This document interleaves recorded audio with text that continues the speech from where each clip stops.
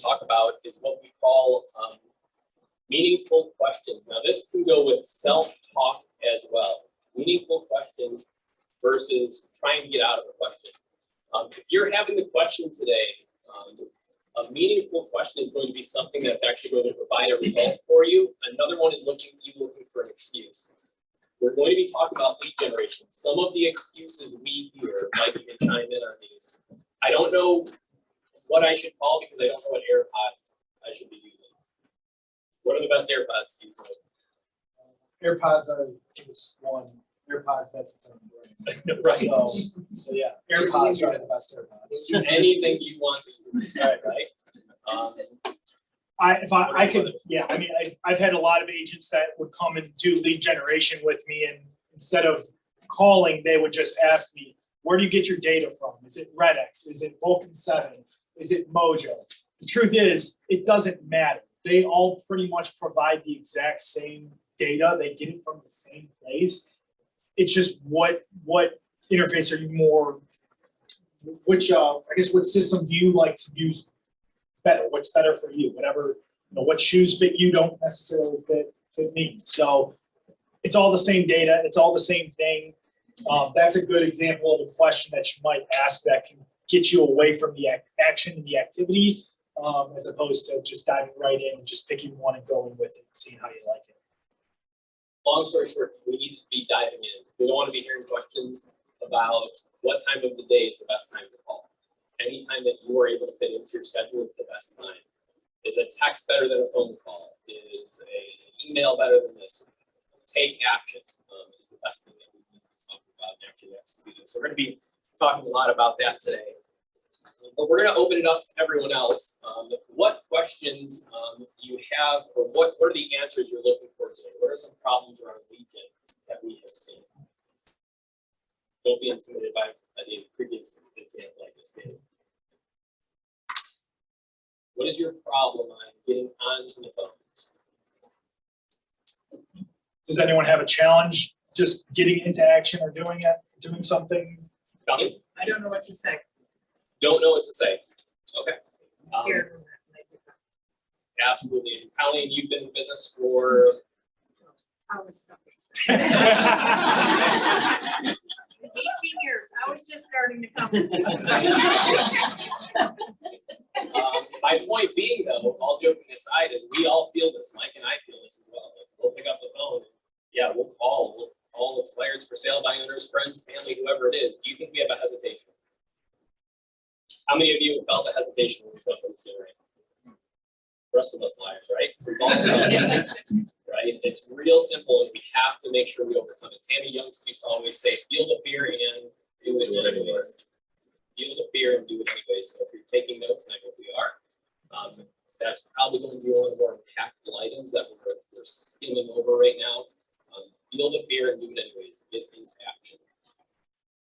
Does anyone have that fear, or does everyone like to go just hop on the phones and get yelled at and hung up on and all of that? Because that's a legitimate fear that I assume that we all have. I face it every single day when I'm effectively lead generating. Standing up here on New Year's Day with Ryan DeLuca, calling expireds. There were 137 new expired listings that came on the market between Lake County, Cuyahoga County, and Geauga County. Ryan and I were here making calls, and yes, I was always never want to get yelled at or screamed at, but you do it anyways, and you move on to the next person. And they're going to say no to you. It's a no, regardless whether you talk to them or you don't call them. So, what was the prices of the houses you set? You had 3 appointments set. Between Ryan and I, we set 3 appointments that day. What was the volume on that? I had $500,000 between the two, so $650. So that's somewhere around $20,000 of GCI potential in one day between 2 people. Just one day. You have the opportunity to seize these opportunities, especially in our office. Come on up, make your lead gen calls, do what you need. But we'll talk more about even Colleen's question about what do I say. Many of you probably already skipped forward in some of the items we've given today. Talk a little bit more about that. Is there an extra copy of that? We gave all of our copies out. Thank you. I can buy them. That's fine. All right. We're going to talk next about what we call a lead generation funnel. Many of you have seen this, and Mike and I have modified this for everyone a little bit today. So if you have seen it before, pay close attention. We want to make this very simple. I'm not going to erase Carrie's nice caption. That was you, right? Oh, it wasn't. All right, so raise of hands, who's seen the lead generation funnel before? Perfect. Now, we have a funnel. We obviously are going to be filling it with leads. Write this down. Lead generation is adding people to the funnel. Lead gen, you need to put equals, adding people to the funnel.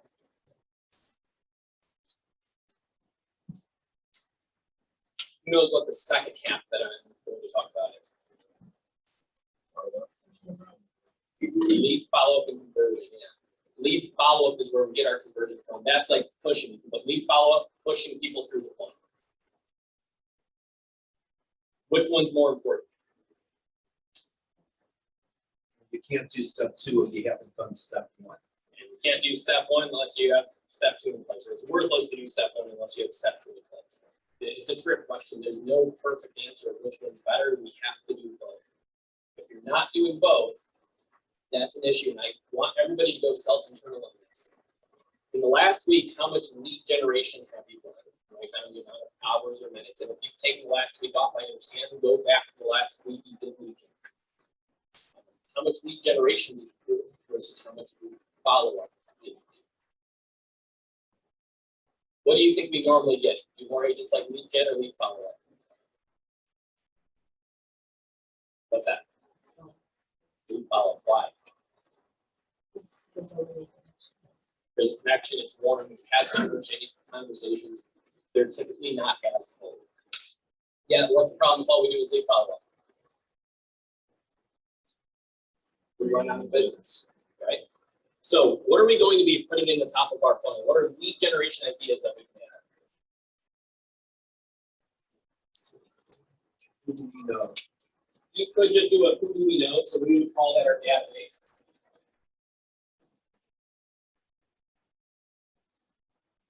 What's another category? Expired listings. Quick note on that as well. If you haven't heard my story about me shadowing Michael King when I was like 19 years old, all he did back then was call expires. When I was 19 years old, guess what I thought he did as a real estate agent? Call only expires. And I called him like 4 years later, and I'm like, hey, I'm struggling, what's going on? He goes, well, Eric, because there's nowhere near the amount of expires that there are today, because you gotta start calling the database. My point being is don't have commitment and consistency bias in your lives, where you think what happened last year is always going to happen. What's the example of the market shifting? Last year, if I would have asked all of you, do you want a buyer? I have it. Most of you were like, absolutely not. I've worked with a ton of them. I can't get a single contract. Many of you today, if I said I have a $300,000 pre-approved buyer, you go, yeah, we can actually go see homes and like take more than 24 hours with them to try and put an offer. So things do change over time. Don't be afraid to change. Last year, were there many expires? If they were expired, did you really want them? Probably not. There was a reason they were expired. This year, we're starting to see a little bit of a return of reality. All right, what else? We said for sale by owners.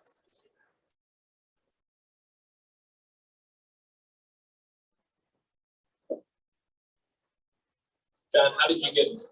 Go ahead. We can do social media.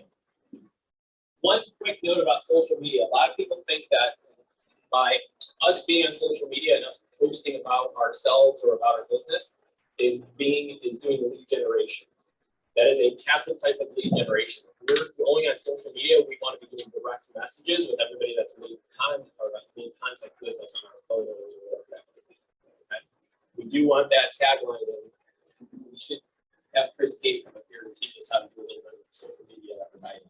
But we need to do is figure out a way to do one-on-one conversations with as many people as possible. We'll talk more about that. What else?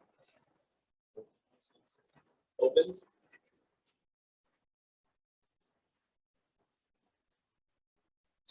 Under opens, you can do door knocking neighbors, you can call other people, all sorts of stuff. Client events, John, how many people did you get at one client event? 36. That idea was from Mike Arko about taking a photo of family photos, inviting everybody you possibly know. And he got 36 unknown people to sign up ready for that. That are now in an auto drip campaign to get his assistant sign up a QR code. So we just had a QR code sitting there. They would scan the QR code, go right into his 36 touch, and go to pin. So client events is another way of lead generation. Like any other ideas? Circle prospecting.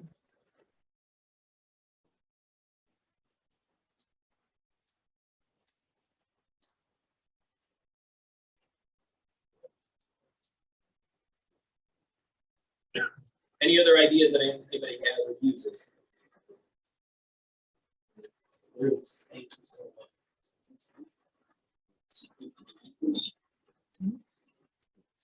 Jade is my go-to on groups. Inviting multiple people, it can be small groups of 5, 10, 3 people, whatever it is, on a consistent basis over time are going to be giving you referrals. You don't have to invite them to a buyer seminar or anything like that. You can do that if you choose, by going over and over and over with them, separate types of groups. There's one other I was just thinking of. That was my sense. Yeah, find so a group for me. Once a month, I'm invited to a racing track at Nelson's Ledges, and when I'm there, I make it intentional to go ask the other racers at that track about their cars. And now we're with our group chats going on, where we're talking back and forth. You think they all know what I do? Absolutely. If you want to start something new, like go to somebody just talked about signing up for a dance class and finding 5 people that want to go dancing with them. What's that? What clubs? Has anyone done anything like that similar? I know, Ryan, you did canoeing.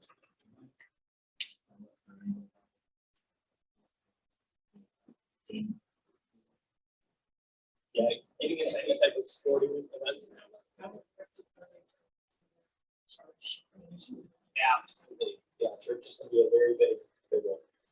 Whatever you could do to find like an excuse to gather people together that you know or don't know, or even old friends. Just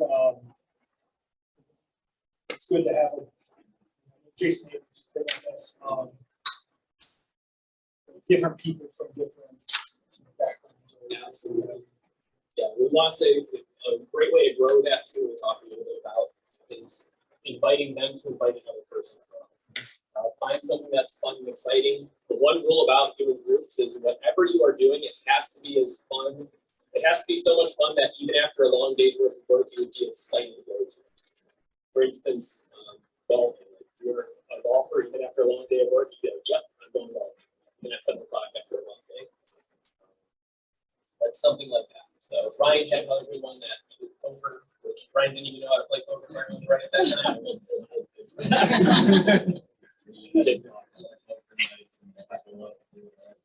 Yeah. Get people to buy in. Ryan's not making all the food and all of that. Like, have it be a food. Have them bring some whatever they're going to be doing. Nachos and cheese or whatever they are. So make it fun, make it exciting. All right, so everybody understands where we're at with these. I want everyone to circle 4 items that they want to be there for. I'm okay with even 3. You should have no less than 3 categories. Everyone should automatically circle that database. The only exception to that, if you're brand new in the area and you don't know everyone, then I would throw your database through otherwise. One thing we didn't talk about was referrals or past clients. That kind of goes into client events and their database. Trying to do some professional networking. Coffee. Affiliates, yeah, you can write down affiliates.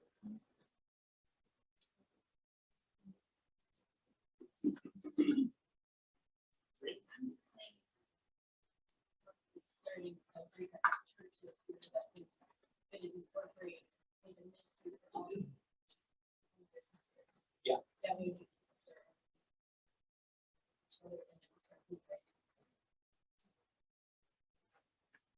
That's awesome, yeah. What's the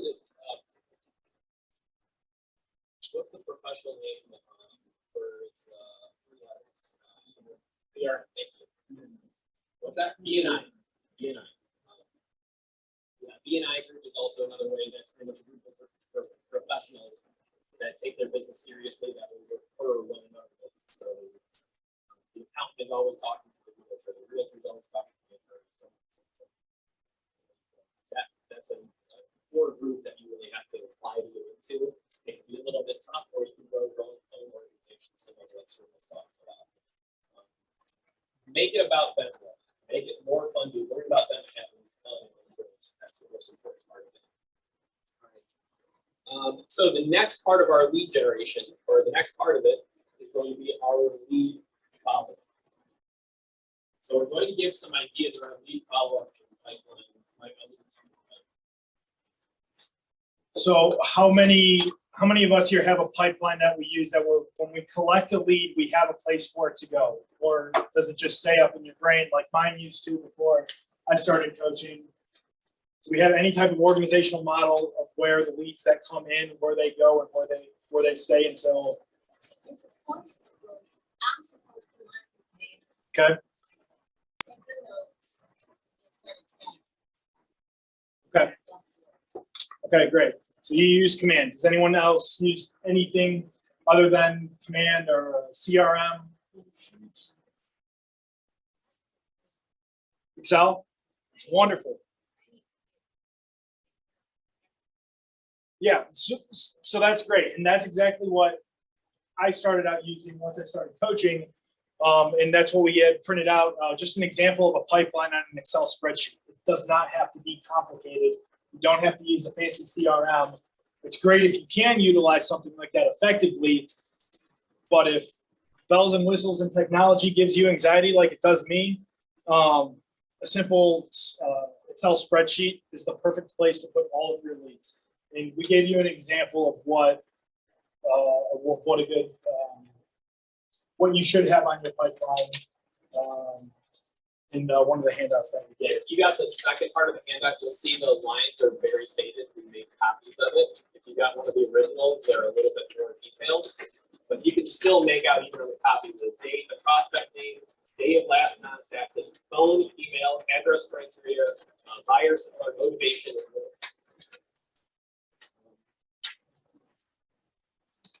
Mike and I were talking before this about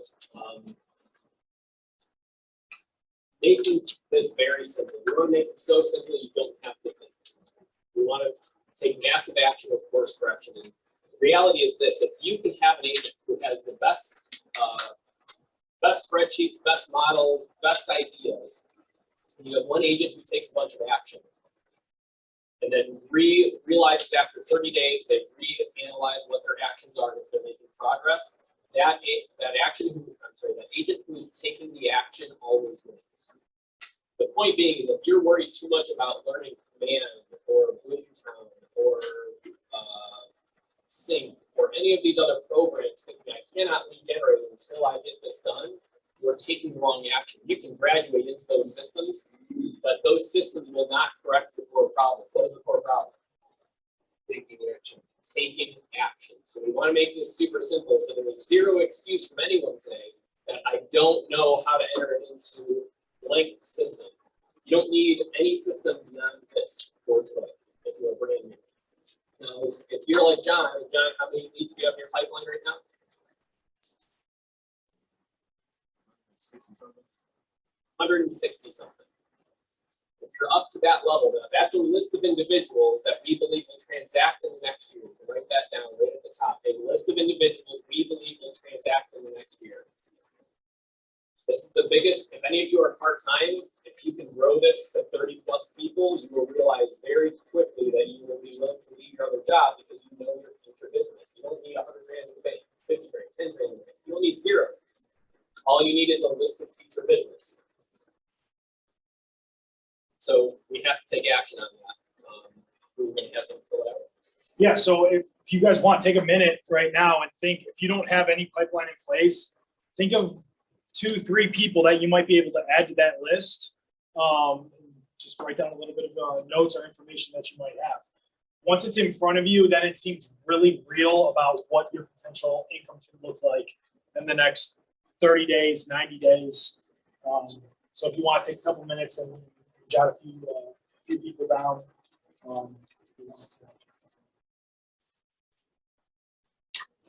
Yeah, actually, no, actually.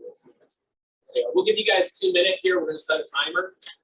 You've got 2 minutes. Write down, even if you are, I know some of you have pipelines that are 60, 70. I want you to try and memorize that. How many people you think you remember out of your pipeline? So go ahead. We're going to give you 2 minutes here starting now. And then we have a couple other exercises to see if we can find some people that you're not even aware of.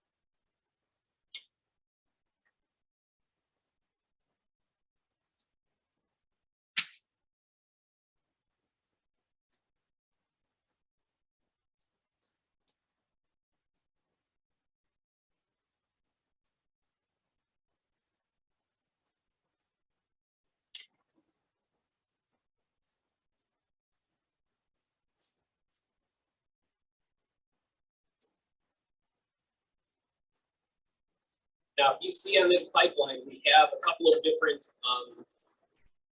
items on here right across the top. Date of last contacted, phone number, email, address. We have a motivation level. 1 is low, 10 is high. 1 is the person that says, I'll buy something if you find me a deal that's really well. 10 is somebody who's like, hey, I just found out I'm having triplets and I need to move to the next week. So anywhere in between. All right, 2 minutes is up. I'm going to take the next activity. So crazy that we're doing this, but if everyone wants to pull out their phones and go to their Facebook app, let's just uncover right now some potential leads we can even add to our database as well. Just go to your friends list and So to do that, yeah, go to your Facebook, go right at the bottom right, it says menu. Under menu, the top right tab, at least on mine, is friends. Now, we're not going to get lost here. This is where a lot of agents get lost when we put them on task for this, because what do? We see, our old friends from high school, and what do? Look on their name and then check their friends and see if they're married and what's going on. That's not what we're doing right now. We're just keeping it in the friends list, right? So just go to that friends list. stay in the friend zone. Now, keep in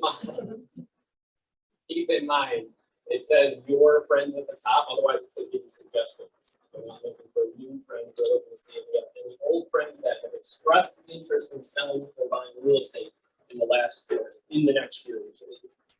You might run across an investor. Is that somebody that should go on your pipeline? If they're a constant buyer, then the answer is yes.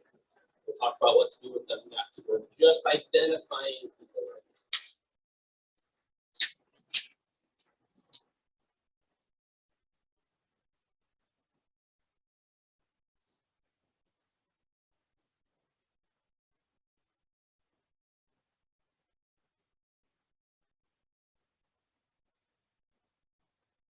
Another minute and 30 left here, going.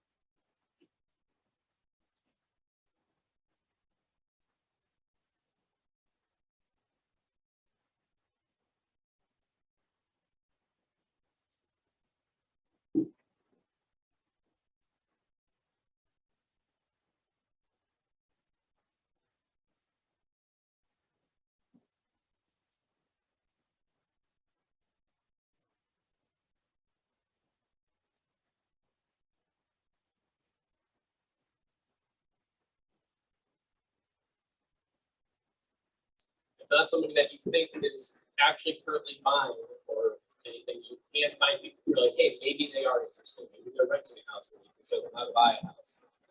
Maybe it's somebody with a lot of money. Maybe you should help them invest in their first property. Don't worry if you are like, Eric, I don't know how to invest in a property. Don't worry about that yet. You need to see and identify the individuals we need to contact.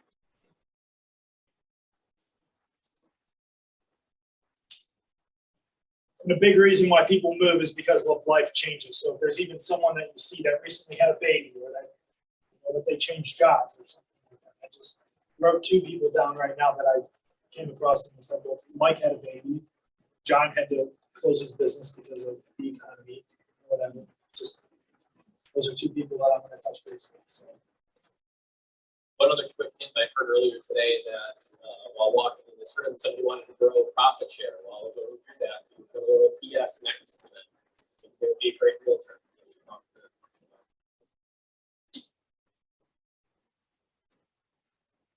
All right, our minute and a half is up. So, how many of you were able to find names that you weren't able to see the first time around? Most of us, and we only did that in a minute and a half. One of my first questions I asked when they're new is how many people do you know that buy or sell real estate? They go 0, and then before they even finish that thought, they're like, actually, there's actually probably 2 people I can think of. The reality is you have forgotten about a lot of people. If you go to our Facebook page, there's something called a memory jogger exercise. It's right on our Facebook page. We'll ask you 200 questions. And we'll identify even more people. That is your lowest line proof if you are looking for more business. If you're experienced or not, go revisit that. And go, who have I not talked to? And that's it. Well, let's go into what our lead follow-up looks like, because the first question I get is, okay, Eric, I've created this list of people that I think are going to be buying real estate. Now what do I do? How often should I follow up with them? What's the magic number? What do you think that is? 33 touch. So that's great for our pipeline. I love that. So if you don't know what for our database, our 33 touches for everybody we possibly know. That is not what our pipeline is.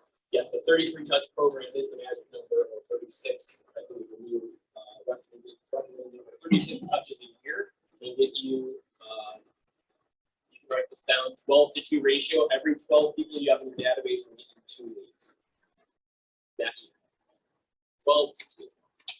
So 6-1. So if you divide your database by 6, that's how many deals you'll get if you have a conversation or touch them 36 times a year. But let's give some ideas of what real world lead follow-up looks like. Number 1. It can always be done. And that's what we call just checking in. Just checking in. At the very basic, I don't want to hear that I can't check in with a buyer or a seller. Now, these are not current active buyers and sellers. These are people that are expressing interest in the next 6 months to a year to buy. That is the very lowest level of value you can give somebody. It is valuable over time. So it's at least a start. Who can give some examples of a real name that you can give us? First name is fine, and we can give some ideas of what we can do a follow-up with them.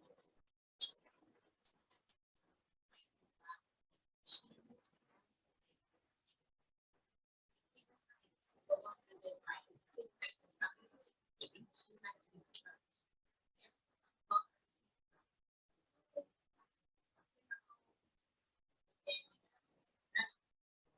Got it. So we call that a casual committed buyer. How many of you have had a casual committed buyer? Right?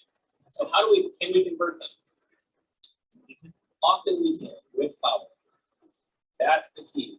You can write this down. There is magic in the follow-up.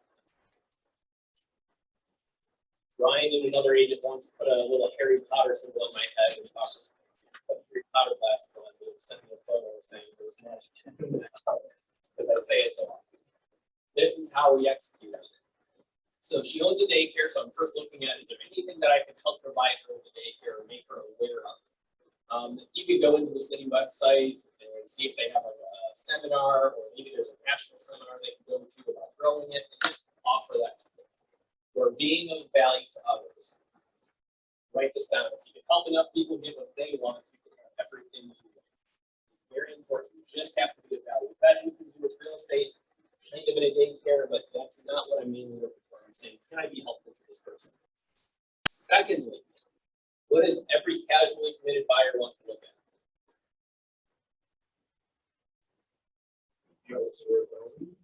What's that?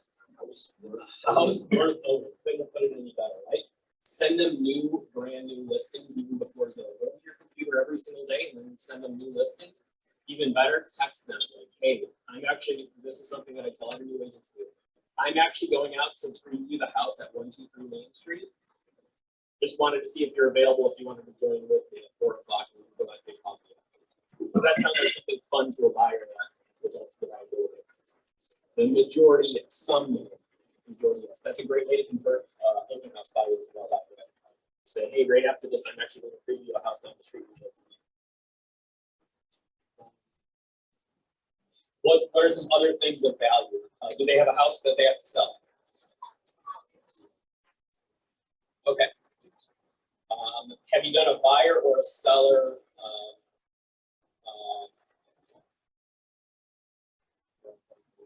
A needs analysis. So sitting down and doing a needs analysis with them, like a buyer needs analysis, like maybe they don't even understand what a purchase agreement is or a property disclosure. Sit down and have an appointment and go, what are some questions I can answer for you? Bring a purchase. Would it be helpful for you to review a purchase agreement before you go to offer? Probably. Sit down and review that with them. Other pipeline items that we can do follow up with. Does anybody have another example? Anybody have a seller on their list that needs repairs done? I know a guy in the back room that can take care of it. Now, here's the key. I don't want to just call Mike and say, or text this seller. But I don't want to text this Mike, hey, go call Mike. What I want to do is call Mike and then have him actually set up a time that I can go to the listing and go, hey, why don't we set up a time that we can meet at 2 o'clock? I'll check with the general contractor / realtor that can meet with us and actually see if we can come up with a game plan of what needs to be done. This works phenomenally well with investors because they don't have the time to get to the property. I have had it multiple times where I will go, I'll say, look, I'll come pick up a key at your house. I'll go meet the contractor there and they'll bring you back the key. What do you think they normally tell you after you get the key? Hang on to it. Hang on to it. You've been great. Thanks so much for setting up that carpet that I've been wanting to have installed for the last 6 months. I haven't gotten around to it. We'll give you the listing. Just hang on to it for a little bit longer. Be aware you are taking legal responsibility of that house if you use that. Because now you are gaining access. If there was a break-in or this contractor comes back, make sure you're using your head. What are some other things of value that buyers and sellers want?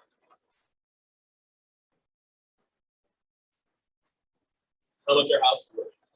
Perfect. A great way to have that conversation is calling, hey, I know that you are thinking about selling your house. You're just probably curious about how much it's worth before you put it on the market, right? Why don't I come over tomorrow at 2 o'clock? We'll set up a time to go over that conversation. But there's a reason that you can call every single person here. It's important that you go through it now. If you talked to them yesterday, once we have this list, I want you to go through that pipeline that you have right now and look at it. Every day you go over that pipeline and go, is there a reason I can call this person? Often you're going to say, what? I just spoke with them yesterday. I probably don't need to call them today. Yet there's going to become a time when you I feel like it's been a little bit too long, but maybe next week I'll call them. That's the moment to call them. That's when you have to follow up. And every single person is different. Some people are going, I'm not moving until fall, I'm not moving until spring, whatever it is. They're probably lying on their timeline. It's probably sooner than what they're telling you. They don't realize it. So follow up earlier than later. But yeah, checking on it daily and finding a reason to help them out in any walk of life. So yeah, that would be our follow-up system. What happens after we do lead follow-ups? What's that for? Keep doing lead follow-up, yes. One note that everybody needs to write as well, the difference between lead follow-up and lead generation, the way we know it, lead follow-up is only people in our pipeline. So when you have your scheduled lead follow-up time, it's like shifting gears. Only people in our pipeline. Lead generation would be best. People not in our pipeline, right? Anybody else. So if you find yourself calling somebody in your pipeline, right, I'm in lead gen time, I have to put 2 hours in lead gen, and you're going, wait a second, I'm calling the wrong person. I need to be in lead generation time. You may be addicted to one or the others. There are a couple of agents who would rather lead generate than do lead follow-up. You're going to be spinning your wheels. Portia's raising her hand. I've been in that book plenty of times. So, but yeah, it's pushing them through and finding the next problems. What is keeping you from listing your house? What is keeping you from buying? Do a rent to buy analysis. Has anybody ever done a rent to buy analysis? Meaning, fast forward 5 years, this is what your life looks like financially if you rent. Fast forward 5 years, and this is what your life looks like if you buy 10. With or without interest rates. You do the math on that, you are negative 60 grand or 80 grand in rent. You are positive like 75 grand. The swing cost there is 155. The difference of $155,000 because you decided that you were going to have a conversation. So going from negative, whatever I said, negative 75 to positive 80. That's the switch cost there. All right. And you want to answer?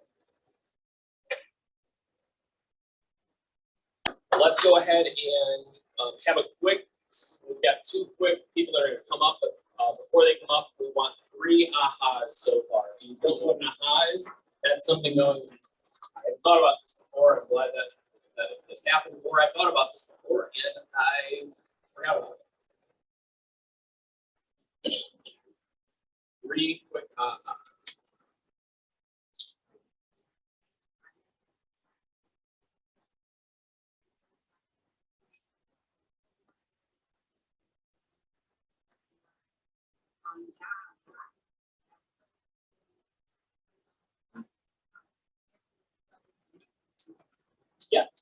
Yeah, so direct messaging people on social media wasn't something that was on your list.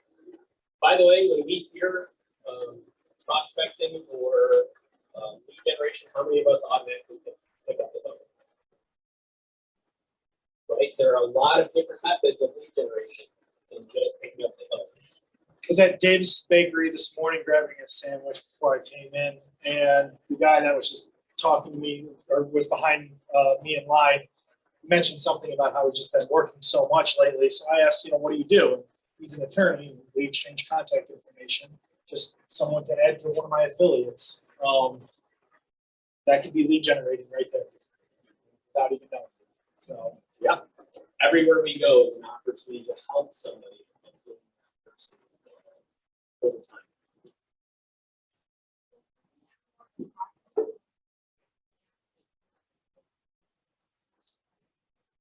I do a lot on social media.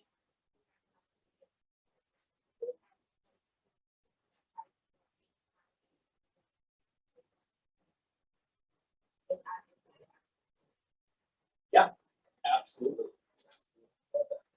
going deeper into the comment section of all your posts. By the way, if you haven't had a post recently, go back to your old post, go back to your birthday list. Like those people care enough to say happy birthday to you, all of them. Talk to them. That's it. Just the story Mike just told, like meeting someone at Davis this morning, like that person you met may not want be the one that's buying or selling or transacting this year or even next year, but you don't know if one of his coworkers or someone he knows or someone who's family might exchange that contact information. You might not be that direct person, but it might be one or two people off of that line. I've got a really funny story, but glad you brought that up. You mentioned that. I went to Jersey Mike's right down the street. Probably Just keep going. Yeah. Restaurants. Well, but this is Jersey but this is meaningful. So I went there one afternoon, grabbed a sandwich, came back. I see Nancy Emmerman in the office, and she says, "That sounds really good. I think I'm going to go get one for myself." She comes back. We had the same cashier ring us out. Who brought up real estate? Was it me or was it Nancy? Of course, it was Nancy. And Nancy got a lead from the lady that rang us out. She came back. She's like, her parents need to sell a house. She gave me their phone number. I'm going to call them right now. And she ate her sandwich in front of you. So yeah, I mean, there's opportunity out there literally everywhere. So again, I'm an in-person person, but this is my second time. So it was a young lady in Bridgewater.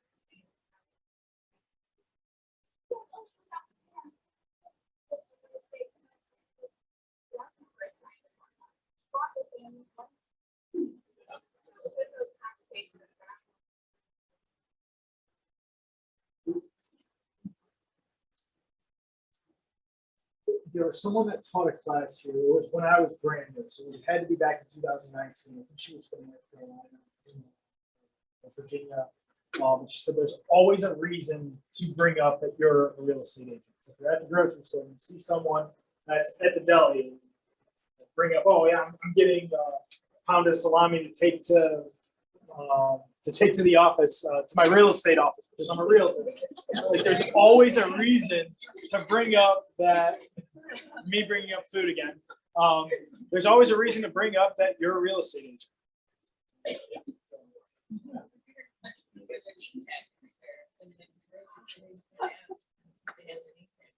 Yeah, get creative with some fun shirts if you want. Like ask me about real estate. I'm always open to talking. Like whatever it is, like have fun.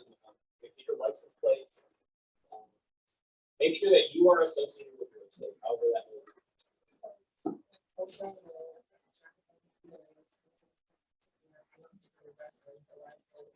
Hey, it's the better, just checking with you.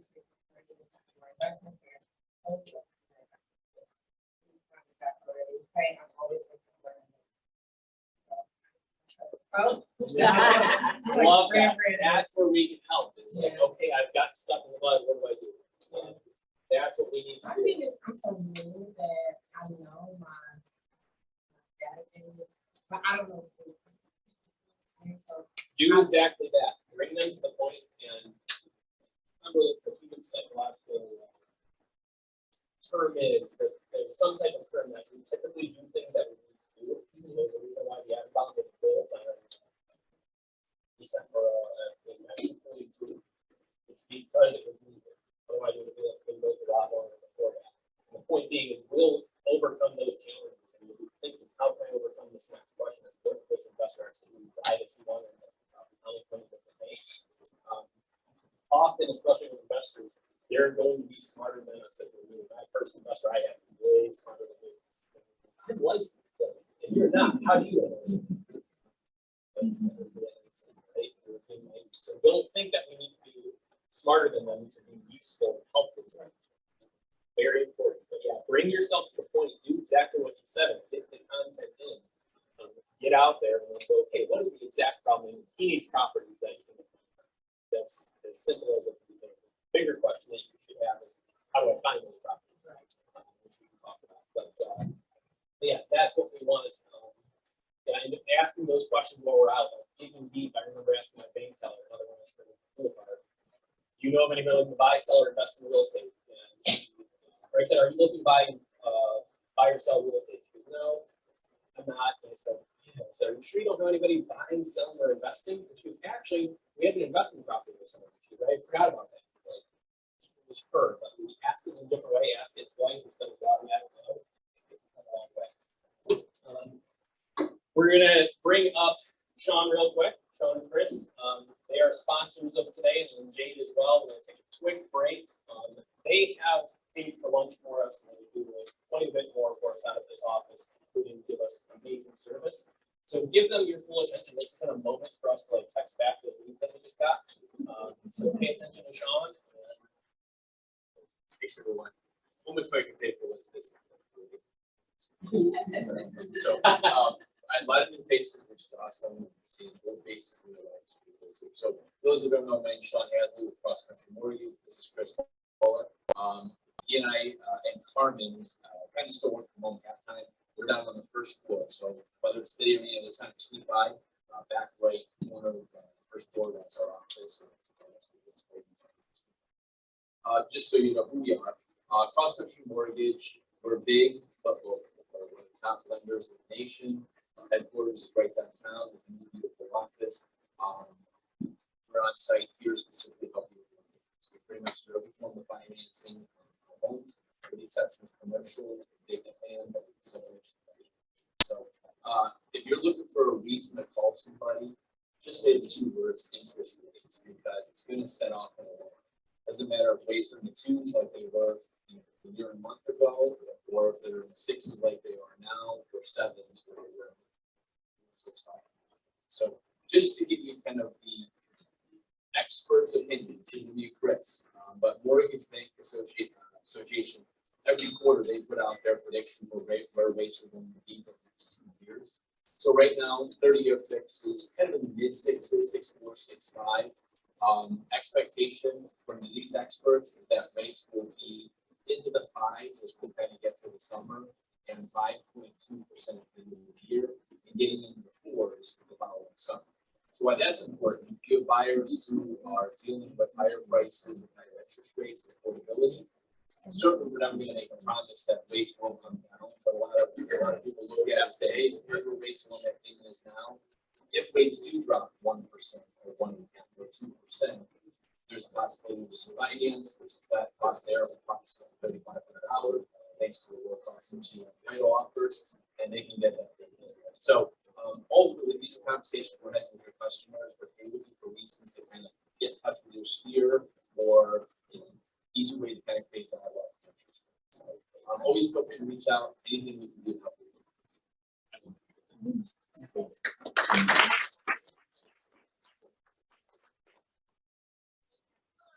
I'm Jane Fishel with Gmail today.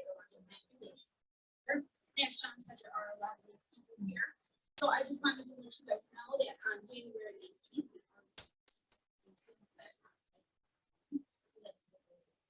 process, how it works, what we got to do kind of behind the scenes, in order to get the clear close, get to the end of the railroad tracks and speed on. So I hope you guys can join us.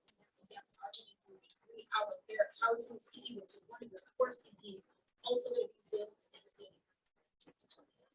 So again, if you guys have any questions, feel free to give me a call. See me. I am going to answer any questions you guys have.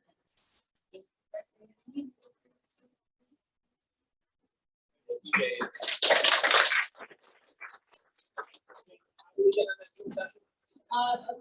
Here we'll send out the link. We will post it on Facebook. We will. There, you guys will hear it many times from now. How many of you know exactly how to do a title search? I didn't encourage us all to do that. I threw a title search on there. That's not a job. We should be aware of how they work. So if you don't know, jump on that call. All right. So many of you don't know what we're about to do. That you're going to possibly feel a little bit of panic and fear, and that's okay. We will get you through it, I promise. But I want you to be considering this. Ryan Young told me this years ago that his coach would tell him when he went downstairs and he would make his prospecting calls, that there was a piece of tape over the door that his assistant would have. How many of you can break a piece of tape and just cover the door? Open it right. I mean, we all can do that, right? He said, though, here's the deal. There's a bag of cash. They calculated every time he prospected for 2 hours, he got a bag of cash for $7,500. His coach told him this. He said, if you break that piece of tape, I get to take that bag. Is that true, by the way, for Ryan Young? That he could actually get a bag of cash pretty much every 2 hours that he prospected? The answer is yes. Yeah, it's way more than that. Yeah. The reality is this: there's a reason why Ryan has excelled to where he is today. He was here. He talks about the janitor story. That the janitor was the only one that would watch him actually make his calls when he first started. And late at night, and finally years later, the janitor saw me because I always knew he'd succeed because he was in the apartment park.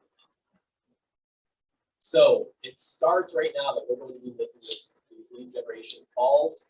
We're going to break you up into a couple of different sections. Now, some of you, I know your brains right now, as I have done this when I first started going, yeah, but I can slip out the door. I need to go to the bathroom. Or I need to go grab some water. Or you know what? I need to call my mom back. Or I need to do something. I promise you, those needs are going to fill your life this entire year unless you want to put this out right now. So, Mike and I are going to be roaming the doors. We'll be roaming back and forth to make sure nobody goes out in the hallways unless there's a serious emergency. I promise you, we'll make it out of this place alive. Be okay. We're going to make some calls. We're going to talk about a couple of different things now. How many of you have scripts?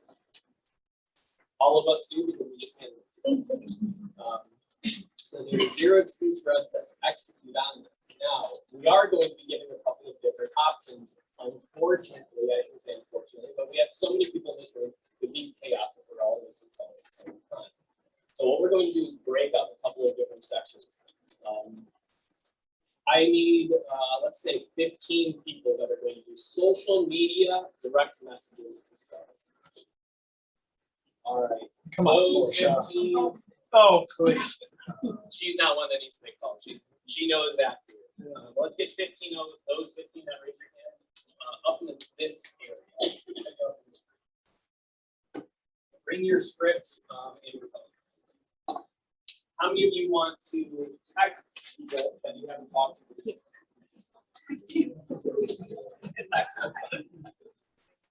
All right. You come up with this. I'm really good at this now.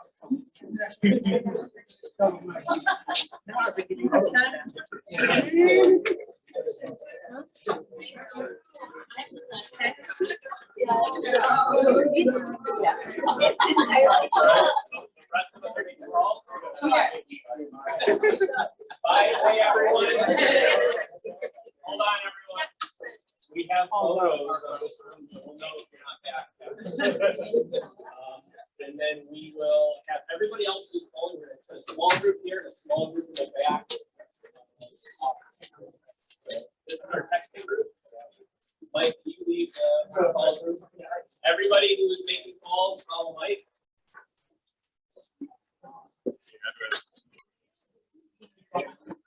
Yeah, you're making calls in the back. This is texting. This is social media. No. No, just playing. If it's an emergency, yes. Almost my hair now.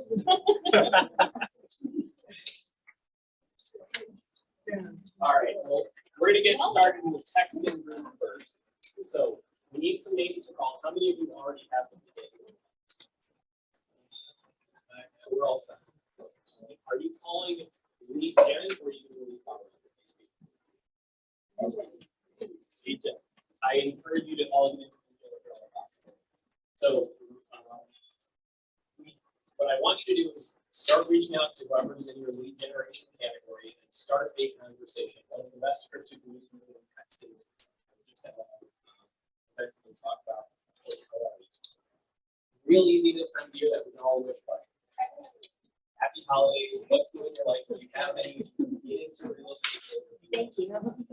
And this is the first winter I have Thinking about yeah, that's it.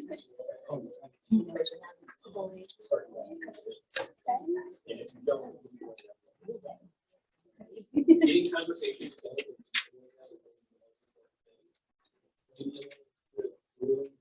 At first, and then the conversation. Anybody have any questions before we get started? You get one. Yes, track your numbers. How many do you have to do? You have to do. I'm saying. How many, what is our goal for today? How many do you want to send out? How many texts do you want to send? I want-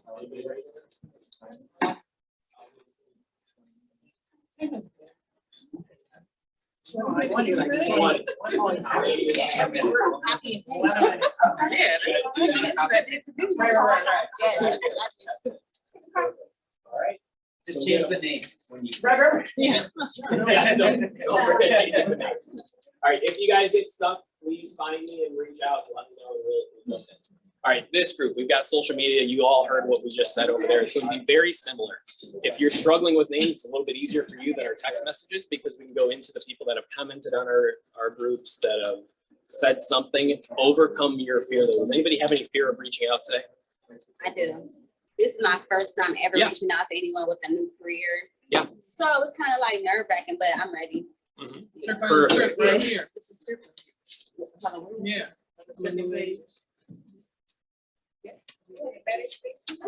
Oh, perfect. It's all on here for us. So our goal, what do you guys want to do? 21 messages, they're doing 20. 22, David did it. Get through 25, get through as many as you can. Let's see what kind of conversations we can start. If you heard me over there, I said, ask them, hey, I'm looking at investment properties later this week or next week. Do you know of anybody that's looking to invest in real estate?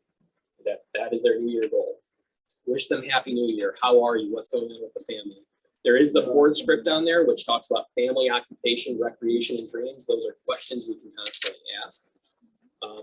We will talk about parroting another day, which is where you can just repeat the question that they have. So if somebody goes, I'm thinking about buying real estate this year, all you would say is real estate question mark, and they'll go, yeah, real estate, like investment properties. And then you go investment properties question mark, and then they go, yeah, investment properties. Don't you know like what an investment property is and how they make profits?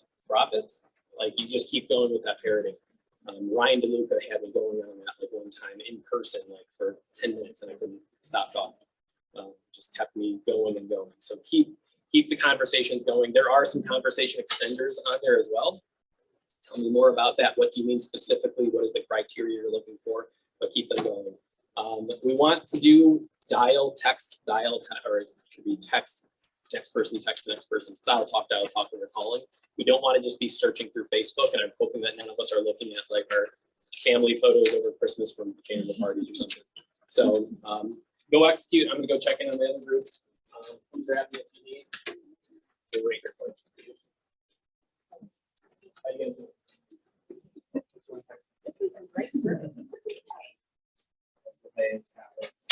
Happy New Year. Check this out. Got through the first one. Anyone not got through the first one? Keep it going.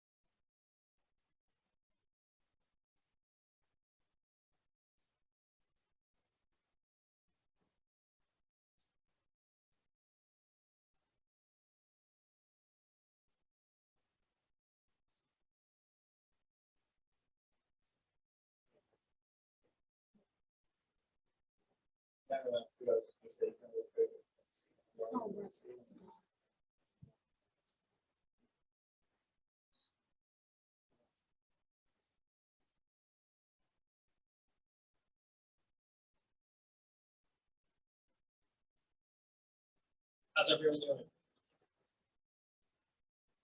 Raise your hand if you need any help or if you feel stuck.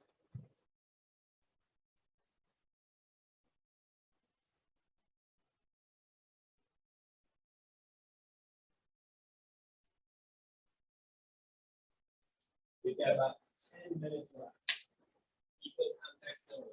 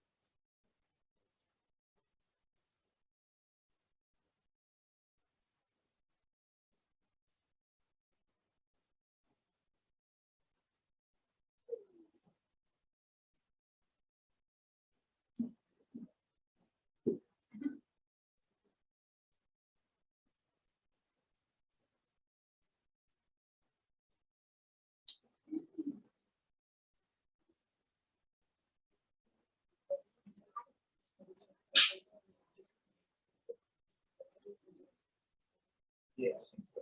But then we'll tell you where they are.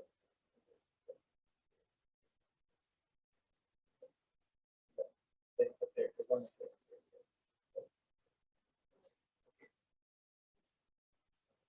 But I mean, I'm in, just because those. Yeah. I would.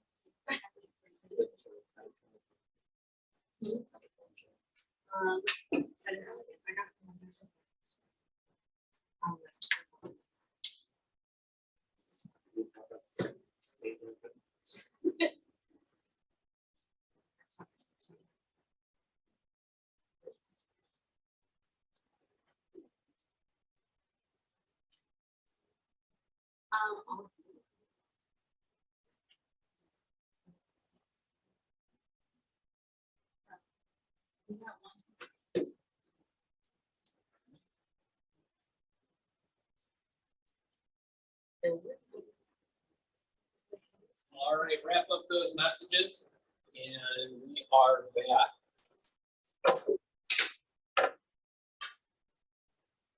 All right, what are some ahas we had from that experience?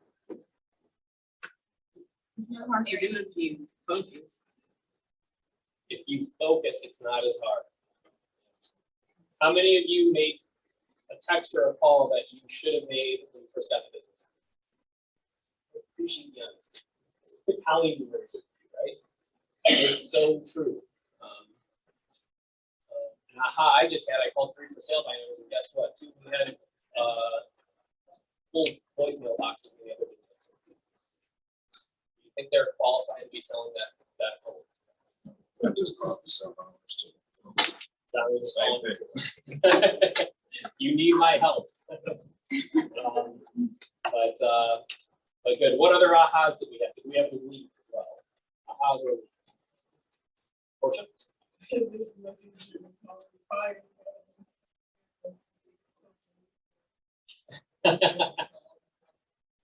That is a unique personality, Portia, because most of us are afraid to call expires, but you've grown so used to it, your uncomfortable zone is direct messaging on social media. So good. For me, I guess, you know, but if it's stressful, text me every day or.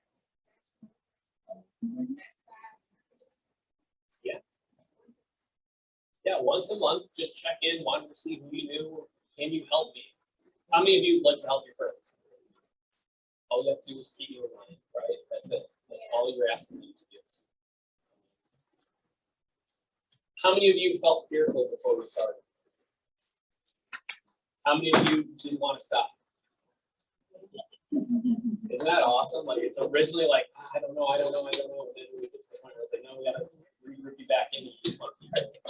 So remember that my coach taught me 90% of your effort goes into just like a cruise ship. It's all starting, getting it going. It takes its ton of power. Once it's on autopilot, good luck. It's just gonna keep cruising. Get into those modes and ask yourself, how can I build that bunker? How can I make sure I come to the office? What would your career look like if you went in and did that for even an hour a day consistently over the next year? Really think about the vacations and the cruise ships you could be on. Think about who you could help, what house you could buy, what debt you could pay off. How many of us got leads, by the way? 5 or 6 of us in 20 minutes. Average commission is how much here? 30 grand worth of potential commissions there in 20 minutes of work. Now, are those all going to close? But if you do that day after day after day, they will end up closing. We have another aha.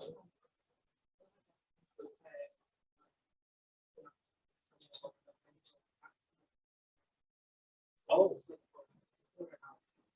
yeah. So I reached out. I went to the right meeting first. Yeah. Yeah.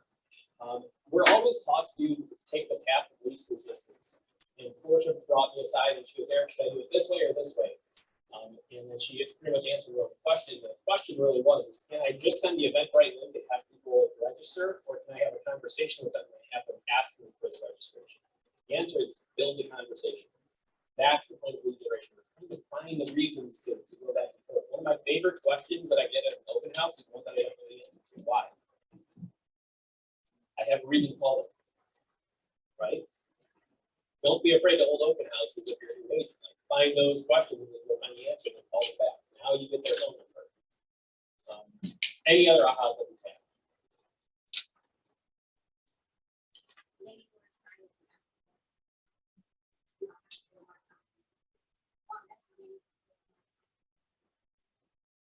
Overcoming some fear of taking action. How many of us feel like we actually made some progress in our career today in the last 20 minutes? You feel more excited or less excited when you walk in the room? We don't even have music playing. It's kind of like working out. I use that metaphor. Lead generating is like exercising. I hate waking up and going to the gym, but boy, do I feel good once it's done. Whether if it was a good workout or if it was a bad workout. When I do my 2 hours of lead gen in the morning, I can spend the rest of the day guilt-free, as opposed to if I skip lead generation, then, you've got that guilt, you got that gray cloud hanging over your head the rest of the day. Get that out of the way the first thing in the morning, and it's amazing how your career will excel. I don't care if you've been in the business for 10, 15, 20 years, you can still make this change whenever you're deciding to do it. So, anything else you want to add, Mike? Don't be naive that, I mean, I struggle with this still, like lead generating. I'm got no shame in admitting it. I mean, there's times where I can go a couple weeks without, picking up the phone. Eric's heard every excuse in the world. We do one-on-one coaching of why I couldn't add 5 people to my pipeline, in a week span. He's heard every excuse of why I couldn't lead generate. That's all it is an excuse. So it could be a roller coaster. Just remember the workout metaphor. You'll feel so much better once it's done, and then you can spend the rest of the day guilt-free. And naturally, business will come if you spend a couple hours and lead generate every single day. Same thing with working out. How many of you would go to the gym the first time and then go home and weigh yourself? And expect to appreciate the honesty. Let's be honest, we all probably feel that. And we're all like, where are these leads? Why are we millionaires yet? The key is, and I say this all the time, there's one key in real estate that's being consistent. If you are consistent, every time I watch you succeed. Every time. If you're not consistent, you're going to have the roller coaster effect of the horse and not getting the so be consistent with lead generation tactics. Lastly, make a lead generation plan. Put in your schedule right now for the rest of the year. Make it just duplicate every Monday at blank, every Tuesday at blank. I don't care if it's Monday, Wednesday, Friday. I don't care if it's Monday. It's okay. Whatever it is, be consistent throughout the year. Take your vacations, put those in there as well, but plan your lead generation method for the entire year. I also want to mention today's kind of an easy one for Mike and I to teach because not only do we have a passion for it, we like it, it's also an exciting class. We have a lot of classes that are coming up that may not be as exciting, and that's okay. I want you to still see what are some takeaways to get away from every single session. No matter what you go to, don't make it a waste of time, even if you've been to it before. How many of you, by the way, have been to lead generation sessions of some sort before? And we keep coming back, right? We need refreshers. So make sure that you're coming back to these next sessions with an open mind, and no matter what it is, we're going to learn more from it. So that's everything I have, Mike. Thanks so much for coming.